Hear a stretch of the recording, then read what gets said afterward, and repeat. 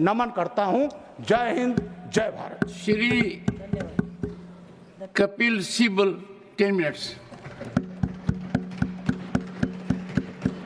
I consider it a great privilege, sir, to intervene in this debate as we celebrate 75 magnificent years of our Constitution. And while I respect the views of all the members, distinguished members on both sides, I think the time has come for us to start asking ourselves the question, which is fundamental to the future of India.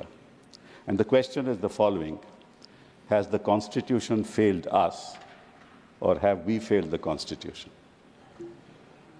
Because this Constitution is a wonderful document. And while we all sit here, we are like stars in the political firmament. But if you look at the sky today, it's polluted. You can't even see the stars. And I'm worried about the pollution that has entered into our political framework. And it is because of our failing. I don't want to blame A or B for that, but we collectively have failed because we've not been able to really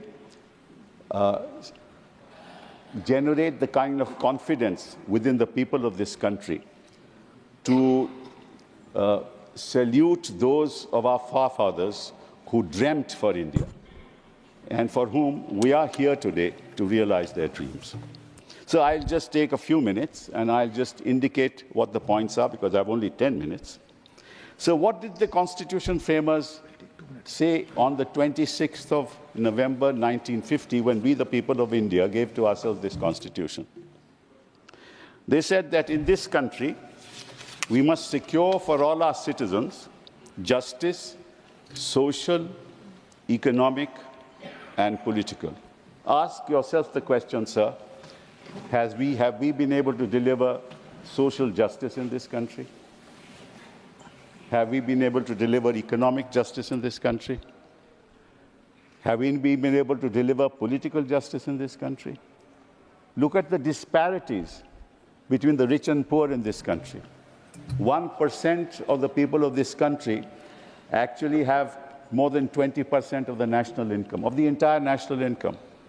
1% of the people of this country own 40 to 50% of the wealth of this country. That's where we are.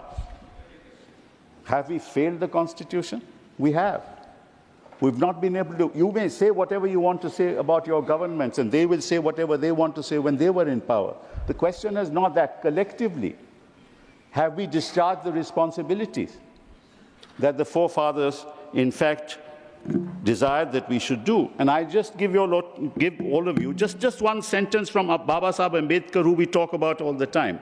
On November 4th, this is what he said, and I quote, "It is perfectly possible to pervert the Constitution without changing its form, by merely changing the form of the administration and to make it inconsistent, opposed to the spirit of the Constitution." You can talk all about this Constitution. The question is, how have you worked it? What have you delivered on the ground? You talk about political justice. What kind of political justice is there in this country when elected governments are thrown out through processes of money, power, and defection? What's the political justice that your elected governments, any example in the history of the world where elected governments have been thrown out in this fashion? And judgments after judgments of court saying it shouldn't have been done. Where 356, whether it was that side or that side, used 356 for the purposes of changing governments. Has that ever happened anywhere in the world? Has anybody spoken when poor Dalits are lynched in daylight, when their videos are shown in the social media? Do the powers that be say anything? They are silent. When civil war is going on in one part of the country, has anybody spoken for them, for the women there? And then we talk about social, economic, and political justice. We talk about liberty, liberty of faith, liberty of worship, liberty of thought, liberty of belief. Where is that liberty? I can say, in fact, there is no liberty in Parliament. I tell you why. Because you are bound by your whip. What is this whip? This whip controls our conscience. If I belong to a political party, can I ever speak against it? I cannot. One, I will be ostracized. Two, I will not become a minister. So I keep on praising, whether this side or that side, because that's the way our constitutional democracy functions. Is there anywhere in the world when there is a whip in parliament? Except for two exceptions: when the government is going to fall, when there's a no confidence motion, and when the budget is going to be passed. It's only on those two exceptions that there is a whip in political democracies. But have you heard of any democracy which says that you are bound by the whip of the party, which means you have no conscience? I have the right to speak in parliament, no? I have to say, I would have the right to say what I think about a particular bill, but we're not entitled to speak. Is this how we are working our constitution? What liberty are we talking about when young students are in jail for 4.5 years and there is no choice of bail? When young girls are incarcerated for 3 years, 4 years, for what? For protesting. Is that the liberty that our forefathers gave us? What are we talking about? Liberty of thought, of worship. If there is an interfaith marriage, you bring laws to say that no, there will be an inquiry. I mean, what kind of laws are we bringing in? What kind of laws like the UAPA? What kind of law? You can have any law in this country, it can be misused. And what about your investigating agencies? Remember, no democracy can survive without institutions. No democracy can survive without institutions. And what institutions do we have? We have only a few institutions. You have the institution of parliament, and I told you how it functions. Right? You have the institution of a governor, the link between the state and the center. You know what the governors do in this country. They have become more political adversaries to the government in power. That's what the governors are doing in this country. You have the institution of the Election Commission. We know what the Election Commission does in this country. I wish there was a white paper on the functioning of the Election Commission. I hope that when somebody else comes to power, we have a white paper on how they have functioned. You adjourn the poll dates which are announced for polling. You adjourn it for a week, and then you give freebies. You announce freebies. I mean, you talk about EVM, sir. I'm not saying anything for or against EVM. The fact of the matter is, forget the EVM. What does the Election Commission do when they know that after 6 o'clock, the voting has increased by 8%, by 9%? The Election Commission has never explained it to the people of this country. Previously, election commissioners used to give a press briefing at 5 o'clock saying how many votes have been polled, what is the percentage of votes polled, why votes are yet to be counted, because they are coming from remote areas, there is a flood somewhere. Post ballots have not been counted. Those reasons were given. The Election Commission is not open with people in this country anymore. So what are you doing to institutions in our country? I'm not blaming you or them. I'm saying think about it. It is the survival of our future.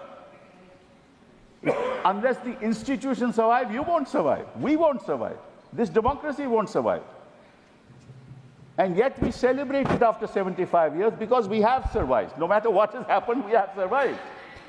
But you have to think of what's going to happen in the future. If this continues, we're going to be in real trouble. Then the Constitution talks about equality of status and opportunity. Sir, a gentleman here talked about digital revolution that has come. Just ask a poor child. I've been a minister for HRD. Just ask a poor child in a village in Bengal, village in Uttar Pradesh, where is the digital equality there?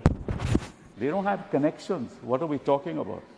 The fiber optic, sir, please allow me. The fiber optic network has not been laid yet. 250,000 gram panchayats had to be connected with the fiber optic network. It's not been connected yet. Where do you get Wi-Fi?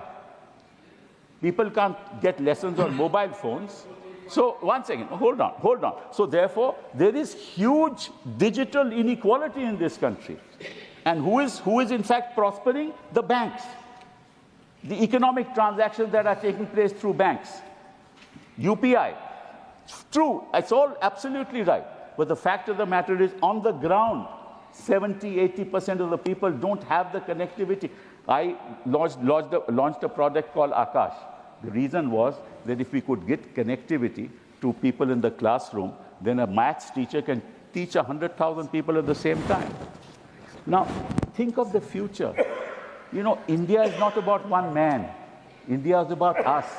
India is about the people of this country. And when somebody starts addressing himself as a third person, then I know democracy is in real danger. The last thing I want to say, and I think my time is almost over, is that the Constitution talks also about fraternity. So what does fraternity mean?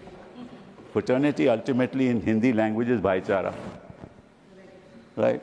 कि हमें आपसी कोई मतभेद नहीं होना चाहिए, ठीक है? किसी भी धर्म के हो, किसी भी जमात के हो, किसी भी कास्ट के हो, क्रीड के हो, हमें एक दूसरे से अगर एक फैमिली भाईचारा के बिना नहीं चल सकती तो देश कैसे चलेगा भैया? आप जो मर्जी करवा लो, हरियाणा में करवा लो, कहीं और करवा लो, उससे कुछ नहीं होने वाला। जब तक आपके देश में वो पीस नहीं होगी, तब तक विवाद रहेंगे, और विवाद अगर रहेंगे तो देश आगे कभी बढ़ ही नहीं सकता। The last thing I want to say, sir. धन्यवाद साहब, समाप्त करें। 2 minutes. Just that there are now real challenges facing us in the global community, and the challenges are the following. Previously, the imperial powers could capture us and exploit us. Today, who is capturing us and exploiting us? The global players of the world. They are capturing us because the kind of information they have about each of us, they will exploit that information to the full. They will use algorithms to actually control us. धन्यवाद, आप समाप्त करें। That's right. Thank you. So 1 second, sir. Will control us. And please think about artificial intelligence. This is the big danger to the future. It's a great opportunity, but it's also a danger to the future.